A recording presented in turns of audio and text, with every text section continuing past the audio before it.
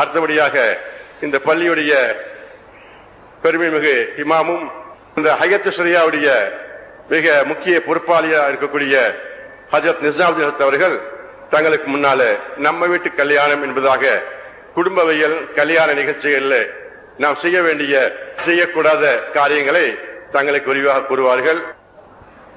அல்ஹம்துலில்லாஹி ரப்பில் ஆலமீன் வல் ஆகிபத்து லில் முத்தகீன் والصلاة والسلام على سيد الأنبياء والمرسلين وعلى آله وأصحابه أجمعين. أما بعد فقد قال الله تعالى في كلامه القديم: أعوذ بالله من الشيطان الرجيم. بسم الله الرحمن الرحيم. وما آتاكم الرسول فخذوه وما نهاكم عنه فانتهوا. صدق الله العظيم. மதிப்பிற்கும் மரியாதைக்கும் உரிய இந்த சிறப்பான மஜ்லிஸின் தலைவர் ஹஜ்ரத் அவர்களே,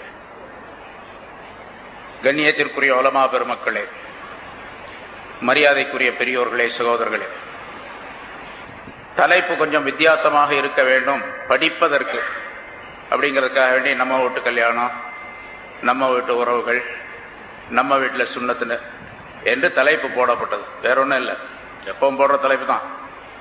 படிக்கிறதுக்கு கொஞ்சம் வித்தியாசமா இருக்குன்னு போட்டு நம்ம வீட்டு கல்யாணம் எப்படி நடக்குது, நம்ம வீட்டு கல்யாணம் எல்லாத்துக்கும் தெரிஞ்ச விஷயம்தான். இருந்தாலும் கவனப்படுத்துவதற்காக வேண்டி சில விஷயங்கள் சில நேரங்களிலே கேட்கும் பொழுதுதான் சொல்லப்படக்கூடிய அந்த நேரம், கேட்கப்படக்கூடிய அந்த நிலை ஆகியவற்றை வைத்து மனிதனுடைய மனம் மாறக்கூடிய சூழ்நிலையை அல்லாஹ் தஆலா ஏற்படுத்துகின்றான். ஒருத்தர் தொழாதவர் இருக்கின்றார், தொழுகை பற்றி நிறைய கேட்கிறார், பல நூற்றுக்கணக்கான தடவை கேட்டிருப்பார். ஆனாலும் அவர் எப்பொழுதும் போல தொழாதவராகவே இருப்பார், கேட்டு கேட்டு தொழ வர மாட்டார்.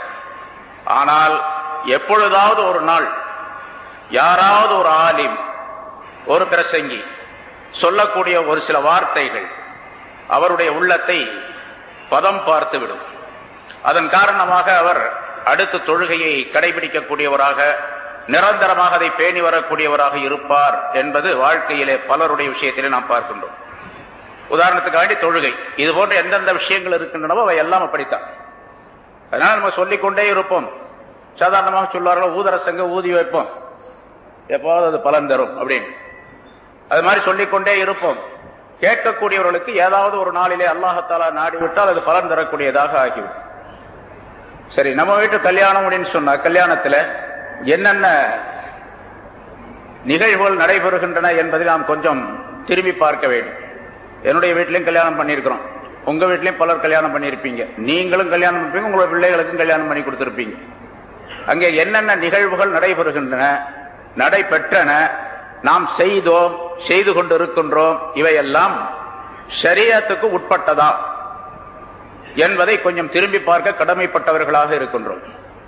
ரசூலுல்லாஹி ஸல்லல்லாஹு அலைஹி வஸல்லம் அவர்கள் சொல்லித் தந்த வழிமுறைப்படி அவையெல்லாம் அமைந்திருக்கின்றனவா என்பதை கொஞ்சம் சிந்திக்கவும் வேண்டும். அல்லாஹ் தஆலா ஒரு அழகான அருமையான மார்க்கத்தை நமக்கு தந்திருக்கின்றார். எல்லா நேரங்களிலும் அந்த மார்க்கத்திலே நாம் நிலைத்திருக்க வேண்டும் என்று, கேட்டுக்கொண்டே இருக்க வேண்டும் என்ற துஆவையும் ரசூலுல்லாஹி ஸல்லல்லாஹு அலைஹி வஸல்லம் சொல்லி தந்திருக்கிறாங்க. இஸ்லாம் அப்படிங்கிற மார்க்கம் எவ்வளவு அழகான வழி சொல்லி தந்திருக்கான். இந்த வழியை விட்டுப்பட்டு இன்னொரு வழியில போறாங்கன்னா பெரிய ஆச்சரியமா இருக்குது நமக்கு. அழகான ஒரு உணவு இருக்கின்றது, அறுசுவை உண்டி. அதை விட்டுப்பட்டு பக்கத்துல ஒரு சுவை இல்லாத ஒரு உணவு இருக்கின்றது. இதை சாப்பிட்றத விட்டுப்பட்டு அதை போய் சாப்பிட்டுக்கிட்டு இருக்கிறார் அப்படின்னு சொன்னா பெரிய ஆச்சரியமான விஷயமா இல்லையா? அழகான வழிமுறை இருக்கின்றது, வழி இருக்கின்றது, நடந்து போவதற்கு அழகான வழி ஒன்று இருக்கின்றது, கரடு முரடான பாதை ஒன்று இருக்கின்றது.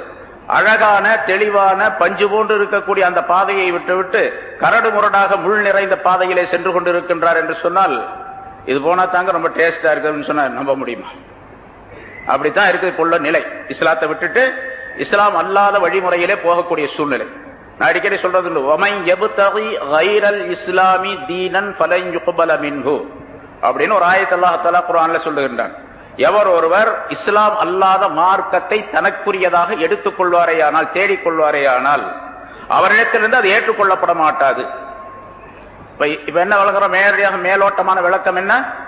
இஸ்லாம் அல்லாத வேறொரு மார்க்கத்தை, கிறிஸ்துவத்தை, யூத மதத்தை, மஜூசி மதத்தை, இந்து மதத்தை, இந்து மதத்திலே 33 கோடி தேவர்கள் கொண்டிருக்கக்கூடிய மதங்களை எதை நீங்கள் எடுத்துக்கொண்டாலும் சரி அதெல்லாம் ஏற்றுக்கொள்ளப்பட மாட்டாது அப்படின்னு வழங்குறோம் இல்லையா? எல்லாத்துக்கும் சாதாரணமா தெரியும். ஆனா இதுல இன்னொரு கருத்து, ஆழிய கருத்து, உள்கருத்து ஒண்ணு இருக்கின்றது. இஸ்லாம், இஸ்லாம் அல்லாததை தேடிக்கொள்வாரே என்று சொன்னால், இஸ்லாம் காட்டி இருக்கக்கூடிய வழி அல்லாத வேறொரு வழியை தேடிக்கொள்வாரே ஆனால் அவரிடத்திலிருந்து அது ஏற்றுக்கொள்ளப்பட மாட்டாது என்ற பொருளும் உண்டு. இஸ்லாம் சொல்லுகின்றது தாடி வைக்க வேண்டும். தாடி வைக்க வேண்டும் என்பது ஒன்று, தாடி இப்படித்தான் வைக்க வேண்டும் என்பது இன்னொன்று. இவ்வளவுதான் வைக்கணும், எப்படி வேணாலும் வச்சுக்கலாம். ஒரு பிடி வைக்க வேண்டும், பிடிக்கு கம்மியா இருந்தால் அதுக்கு பேர் பொடி. பொடி தாடி வைக்க கூடாது, பிடி தாடி வைக்க வேண்டும். சரி, இப்ப தாடி வைக்க வேண்டும் என்பது இஸ்லாம் காட்டி தரக்கூடிய வழி. இது அல்லாத வேறொரு வழியை சரிக்கிறது தேர்ந்தெடுத்துக் கொண்டால் அவரிடத்திலிருந்து அது ஏற்றுக்கொள்ளப்பட மாட்டாது என்று சொன்னால் அவர் குற்றத்திற்குரியவராக ஆவார் என்பதாக பொருளாகும். கையில் இப்படித்தான் உடுத்தணும், பேண்ட் இப்படித்தான் போடணும், பைஜாமா இப்படித்தான் போடணும், இந்த அளவு தான் இருக்கணும், அதுக்கு கீழே இருக்கக்கூடாது என்பது ஷரியத்தினுடைய உத்தரவு.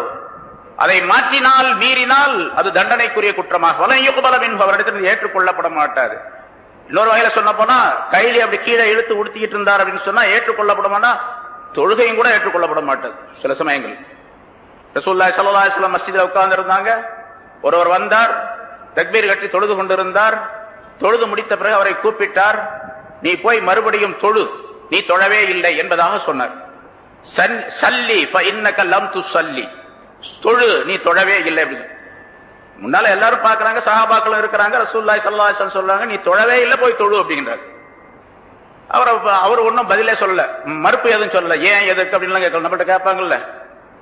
நான் ஒருத்தட்ட பக்கத்தில் இருக்கிறவர் தொழுதாரு, தொழுது முடிச்ச பிறகு நீங்க சரியான தொழுகவே இல்லை, போய் திருப்பி தொழுங்க அப்படின்னு சொன்னா ஏன் அப்படிம்பாரு. அது காரணம் சொன்னா அது ஏன் அப்படிம்பாரு. இன்னொரு காரணம் சொன்னா அது ஏன் அப்படிம்பாரு. அப்புறம் ஒரு காரணம் சொன்னா அதுக்கு ஹதீஸ் இருக்கா அப்படிம்பாரு. ஆமா ஹதீஸ் இருக்குன்னா எந்த ஹதீஸ்ல இருக்குது அப்படின்னு கேட்பாரு. இங்க நிறைய நடக்குது, அதனால சொல்றேன், நிறைய நடக்குது. ரசூலுல்லாஹி ஸல்லல்லாஹு அலைஹி வஸல்லம் அவர் எதுவுமே கேட்கல, போய் தொழ ஆரம்பித்தார், திரும்ப தொழ ஆரம்பித்தார். ரசூலுல்லாஹி ஸல்லல்லாஹு அலைஹி வஸல்லம் அவர்களிடத்துல பக்கத்தில் இருந்த சஹாபாக்கள் கேட்டாங்க, யா ரசூலல்லாஹ் அவர் ஏன் திருப்பி தொழ சொன்னீங்க அப்படின்னு கேட்டாங்க. அவங்களுக்கு ஒரு சந்தேகத்தை நிவர்த்தி செய்ததுக்காண்டி கேட்டாங்க, ஏன் திருப்பி தொழ சொன்னீங்க. அவர் தன்னுடைய இசாரை, தன்னுடைய கீழாடையை கீழே இழுத்து உடுத்தி கொண்டு தொழுது கொண்டிருந்தார். அதாவது கரண்டை மொழிக்கு கீழாக அவருடைய உடை இருந்தது. இன்னொரு அதாவது அந்த ஹதீஸ்ல தொழு என்று மட்டும் சொல்லவில்லை, நீ போய், அதாவது நீ தொழவில்லை, நீ போய் ஒலி செய்து விட்டு வந்து தொழு என்பதாக சொன்னார்கள். ஒலி செய்து விட்டு வந்து தொழு என்பதாக. சஹாபாக்களுக்கு சந்தேகம், யார சொல்ல அவரை ஏன் ஒலி செய்ய சொன்னீர்கள் என்பதாக கேட்டார்கள். ஏன் ஒலி செய்ய சொன்னீங்க திரும்பி? ஒருத்தருக்கு ஒலு முறிஞ்சிச்சா ஒலு இருக்குதா அப்படின்னு யாருக்கு தெரியும்? அவருக்கு தான் தெரியும்.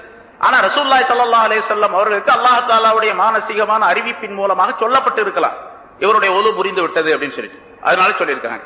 இன்னொரு விஷயம் என்னன்னு கேட்டா, உம்மத்தினருக்கு, உலக மக்கள் அனைவருக்கும் ஒரு அறிவுரை சொல்வதற்காக வேண்டி, ஒரு பாடம் கற்பிப்பதற்காக வேண்டி, விஷயத்தை எடுத்து விளக்குவதற்காக வேண்டி, ஹராம் இது ஹலால் என்பதை தெரியப்படுத்துவதற்காக ரசூலுல்லாஹி ஸல்லல்லாஹு அலைஹி வஸல்லம் சொன்னார்கள் என்பதாக விளக்கப்பட்டிருக்கின்றது. என்ன சொன்னாங்க? சஹாபாக்கள் கேட்டாங்க, ரசூலுல்லாஹி ஸல்லல்லாஹு அலைஹி வஸல்லம் சொன்னாங்க, அவர் வேஷ்டியை, தன்னுடைய இசாரை கீழே இழுத்து உடுத்தி கொண்டு தொழுது கொண்டிருந்தார், ஆகவே அவரை திரும்ப ஒலி செய்து விட்டு தொழ சொன்னேன் என்பதாக சொன்னார். இப்போ கையிலிய பேண்ட கீழே இழுத்து உடுத்தி தொழுது கொண்டிருந்தால் தொழுக முடியுமா? இப்ப அஜத் இருக்கிறாங்க, அவங்கள்ட்ட நீங்க சட்டம் கேட்டீங்க, இப்படி இழுத்து உடுத்துட்டு ஒருத்தர் தொழுதார், தொழுக கூடுமா கூடாது? கூடும் சொல்லுவாங்க, பத்துவா கொடுப்பாங்க, கூடும் அப்படின்னு சொல்லிட்டு. ஆனா என்ன, ஹராமுடன் கூடும் அல்லது மக்ரூஹுடன் கூடும் அப்படின்னு சொல்லுவோம்.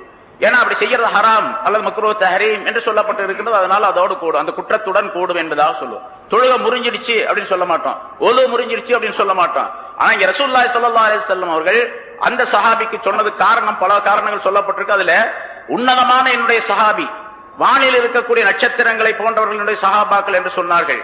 நீங்கள் இந்த உஹது மலை அளவுக்கு தங்கத்தை தர்மம் செய்தாலும் ஒரு பிடி அளவு தர்மம் செய்த நன்மையை என்னுடைய சஹாபாக்கள் ஒரு பிடி அளவு தர்மம் செய்த அந்த நன்மையை நீங்கள் பெற்றுக்கொள்ள முடியாது என்பதாக சொன்னார்கள். அப்படிப்பட்ட உன்னதமான சஹாபாக்கள் இந்த மாதிரி தவறான காரியத்தை செஞ்சிடக்கூடாது, தவறான காரியத்தின் காரணமாக அந்த அந்தஸ்து போய்விடக் கூடாது என்பதற்காக வேண்டி ரசூலுல்லாஹி ஸல்லல்லாஹு அலைஹி வஸல்லம் சொல்லி தந்தார்கள், போய் ஒலி செஞ்சுட்டு வந்து தொழு அப்படின்னு சொன்னாங்க. ஒலு முறிய போறதில்லை, தொழுகை முறிய போறதில்லை, ஆனா குற்றத்திற்குரிய தொழுகையாக அது ஆகும். ஆனாலும் ரசூலுல்லாஹி ஸல்லல்லாஹு அலைஹி வஸல்லம் சொன்ன காரணம் என்னவென்று சொன்னால், இந்த மாதிரி செயல் செய்யக்கூடாது. இஸ்லாத்தில் அல்லாத, ரசூலுல்லாஹி ஸல்லல்லாஹு அலைஹி வஸல்லம் சொல்லித் தராத ஒரு செயலை ஒரு மனிதர் செய்யும் பொழுது அது அவரிடத்தில்